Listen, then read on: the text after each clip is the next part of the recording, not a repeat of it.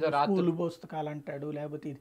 వాస్తవంగా చెప్పాలంటే తెలుగుదేశం వాళ్ళు సోషల్ మీడియా వాళ్ళు పెట్టేటటువంటి పోస్టులు ఏవైతే ఉన్నాయో అదే ఆయన ఉపన్యాసం నిన్న.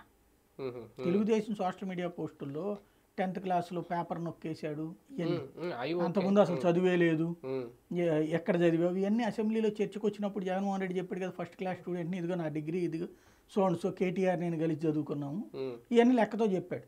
కానీ జనంలోకి ఇప్పటికే ఏం తీసుకెళ్లారు, జగన్ చదువుకోలేదు, చదువు రానోడు, ఇదే మొక్క.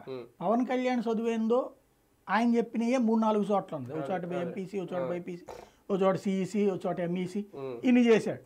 ఆయన చదువు ఏం పూర్తయింది అన్నటువంటిది అయితే లేదు. అదే కనుక తెలుగుదేశానికి వ్యతిరేకంగా ఉంటే ఆయన చదువుల గురించినే మళ్ళీ కథ నడుస్తుంది. ఇంతకుముందు వెటకారం చేశారు.